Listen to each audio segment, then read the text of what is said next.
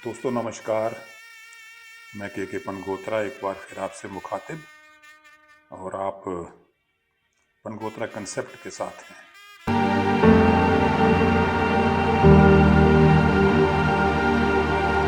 तो आज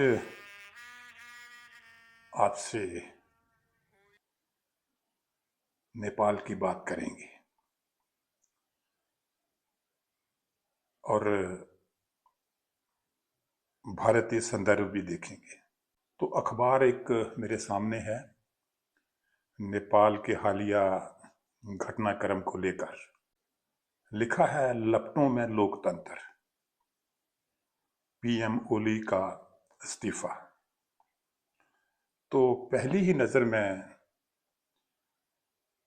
ये बात मेरे जहन में आई कि लपटों में लोकतंत्र, the best form of government in the world, दुनिया में, कि अगर लोकतंत्र होता तो लपटें क्यों उठती और प्रधानमंत्री इस्तीफा क्यों देते। ये पहली बात है। लोकतंत्र नहीं था इसलिए लपटें उठी, इसलिए वहां ये खबर मेरे सामने है। तो कितना कुछ लिखा है यहां। राष्ट्रपति पीएम व मंत्रियों के घर फूके, संसद भवन, सुप्रीम कोर्ट और कई सरकारी इमारतों में लगाई आग, तोड़ फोड़। पूर्व पीएम देवबा, उनकी पत्नी को पीटा, वित्त मंत्री को दौड़ा दौड़ा कर मारा, कई मंत्रियों के इस्तीफे, गोली चलाने वाले पुलिस अफसर की सरेरा हत्या। तो ये फिर लोकतंत्र थोड़े हुआ। ये लोकतंत्र था ही नहीं, तभी लपटों में है। तो कहने का मेरा भाव है कि लोकतंत्र नहीं था, लोकतंत्र के नाम पे ड्रामा हो रहा था। क्यों हुआ, कारण क्या है, ये समझने वाली बात है। तो पहला जो तत्कालिक कारण होता है, जैसे जब फ्रांस के रेवोल्यूशन की हम बात करते हैं, फ्रांसीसी क्रांति की बात करते हैं, 1789 में फ्रांस में रेवोल्यूशन हुआ था। शासक थे लुई 16, यानी लुई 16। और लोगों की हालत उस वक्त इतनी दयनीय थी कि लोगों ने मांग की लुई से, राजा से, कि हम भूखे हैं। तो उन्होंने कहा जाओ जाके केक खाओ या बिस्कुट खाओ। तो इस पर लोग नाराज हो गए और इनकलाब, क्रांति फूट पड़ी फ्रांस के अंदर। तो कहने का और समझने का मतलब यह है कि एक असमानता थी सत्ता और आवाम के बीच। असमानता, गैर बराबरी। राजा ये नहीं जानता कि बिस्कुट या केक भी गेहूं से बनते हैं जिससे रोटी बनती है। लोगों ने रोटी मांगी, उसने कहा केक खाओ, बिस्कुट खाओ। तो ये एक ऐसी स्थिति को दिखाता है जहां बहुत भारी असमानता। तो नेपाल को अगर हम देखें तो पहली बात, सोशल मीडिया पे तत्काल जो कारण बना, इमीडिएट, वो था सोशल मीडिया पे बैन लगा दिया गया। तो सोशल मीडिया आपको पता है आजकल एक पब्लिक प्लेटफॉर्म है और एक ऐसा प्लेटफॉर्म है जहां कोई इंसान अपने आप को अभिव्यक्त करता है, एक्सप्रेस करता है। तो सोशल मीडिया पे जब बैन लगा तो लोगों की अभिव्यक्ति का अधिकार एक तरह से नेपाल के सत्ताधारियों ने छीन लिया। तो ये आवाज को दबाने का एक प्रयास था। बाद में इससे बैन हटा लिया गया। ऐसा ही होता है जहां लोकतंत्र का सत्यानाश हो रहा हो ना, वहां ऐसा ही होता है। पहले कानून बनाए जाते हैं, जबरदस्ती थोपे जाते हैं, और जब आवाम विद्रोह करता है, नाराजगी दिखाता है, तो फिर वापस लिए जाते हैं। ये लोकतंत्र की निशानियां नहीं है। दूसरी चीज है नेपाल में करप्शन, बेरोजगारी,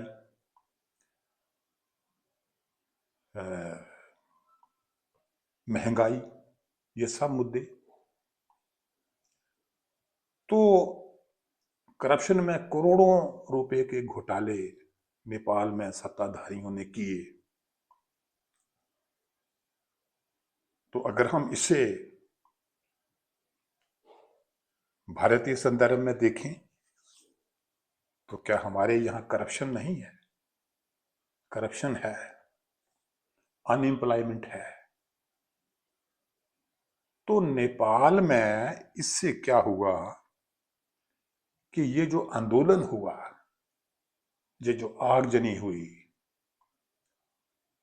ये बताया जा रहा है कि जेन जी, यानी कि वो पीढ़ी जो 15-16 साल से लेके 28-30 साल तक के युवा थे, ये उनका विद्रोह था।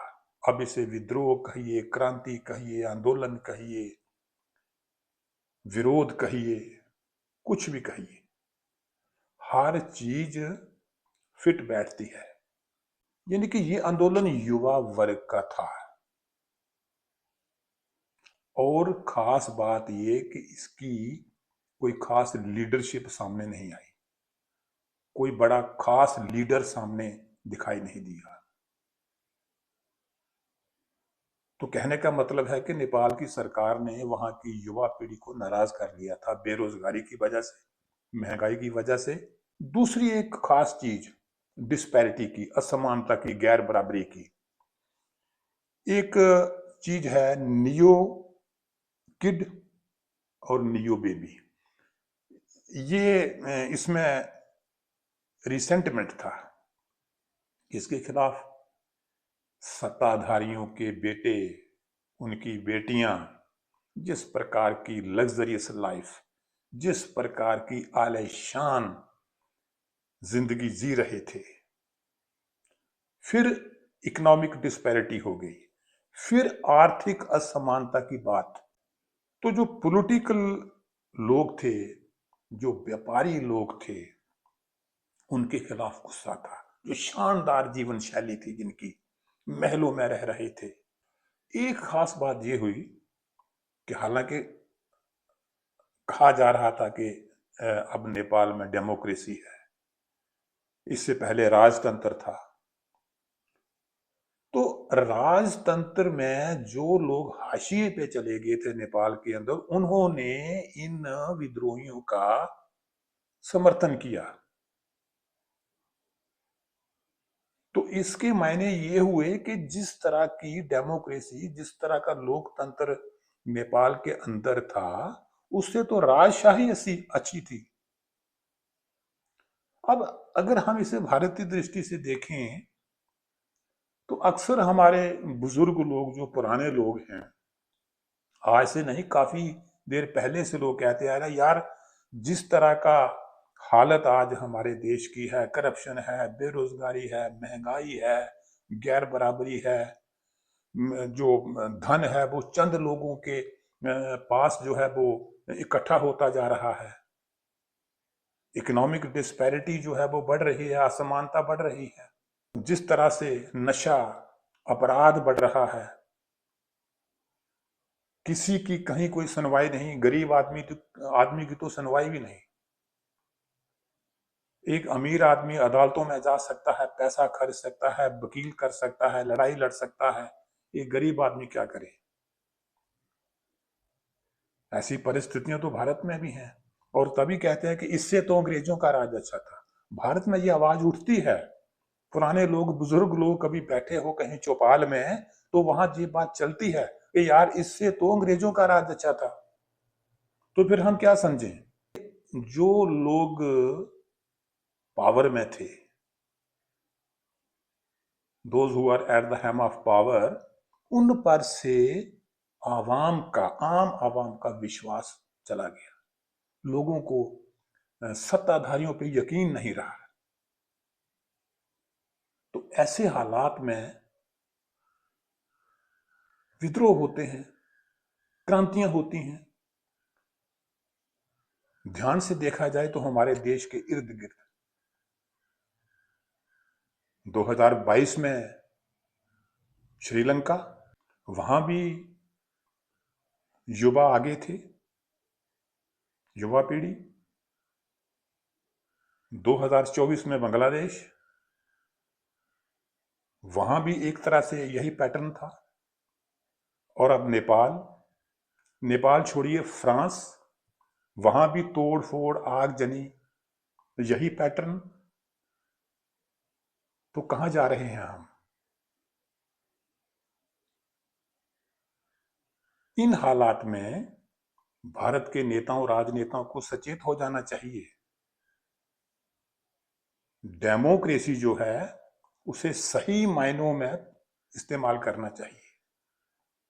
ये नहीं कि आप जो आपके पास संस्थाएं हैं, कानून हैं, उनका दुरुपयोग करोगे। ये नहीं चलता। दुरुपयोग की भी एक सीमा होती है। एक सीमा के बाद अवाम भड़क जाता है। फ्रांस में देखो, नेपाल में देखो, बांग्लादेश में देखो, श्रीलंका में देखो, फिर वही इस्तीफे और देश छोड़ के भागो। तो इस संबंध में मुझे एक बात और याद आई कि यहाँ हमारा मीडिया जब बात करता है किसकी साजिश है, इसके पीछे कौन है, अरे पीछे आगे नहीं देखो, समझने की कोशिश करो। मैं एक बात आपको बताता हूं। पंजाब के एक डॉक्यूमेंट्री फिल्म डायरेक्टर थे, दलजीत अमी। वो डॉक्यूमेंट्री फिल्मों के डायरेक्टर थे। कुछ फिल्में भी उन्होंने बनाई हैं, बुल्ले शाह पे बनाई है, पंजाब की सीरी प्रथा पे बनाई है। वो लेख लिखते थे और काफी ज्यादा लेख उन्होंने लिखे। और उनका जो लेख का जो शीर्षक रहता था, तस्वीरों से बातचीत। वो तस्वीरों से बातें करते थे, तस्वीर से वो पहचानते थे कि क्या है। आज भी, आज नेपाल के अंदर जो हालत है, नेपाल की जो तस्वीरें हम देख रहे हैं, उनको समझने की और उनसे बात करने की जरूरत है। नेपाल में अगर महल जला, मंत्रियों के घर चले, संसद जला, किसी मंत्री का घर क्यों जला? यहां बात दीवारें जलने की नहीं, दरवाजे जलने की नहीं, घरों का सामान जलने की नहीं, बात उस मानसिकता की है। बात उन लोगों की मानसिकता की है, उन लोगों की सोच की है जो उन दीवारों के अंदर रहते थे। आग घर को नहीं लगी, आग उसमें रहने वालों की मानसिकता को लगी।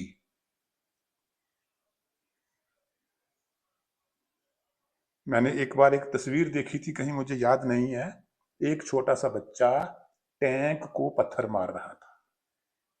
तस्वीर थी, बच्चा टैंक को पत्थर मार रहा था। मैंने दलजीत अमी का लेख पढ़ा है इस संबंध में। एक उन्होंने बताया था कि बच्चा टैंक को पत्थर मार रहा था। भाई, बच्चा टैंक का क्या बिगाड़ सकता है पत्थर मार के? सवाल बच्चे के पत्थर का नहीं है, सवाल टैंक की मजबूती का नहीं है। सवाल है कि उस बच्चे के अंदर क्या है, कौन सी आग है उस बच्चे के अंदर जो किसी टैंक को पत्थर मार रहा है। कश्मीर की एक तस्वीर एक बार आई थी, एक समाचार एजेंसी पीटीआई ने उसकी खबर भी दी, दैनिक जागरण में उसकी फोटो भी छपी थी। मैंने भी उस पर एक लेख लिखा था, आप देख सकते हैं लेख को, कि एक बच्चा सुरक्षा बल के जवान को गुलेल दिखा रहा है। सवाल गुलेल का नहीं, क्यों क्यों दिखा रहा है वो गुलेल, किसने उसको कहा? जिस बच्चे के हाथ में किताब कापी होनी चाहिए, वो गुलेल सुरक्षा बल के किसी जवान को दिखा रहा है। और हमने उसको अटकेली मान लिया कि बच्चा अटकेलियां कर रहा है।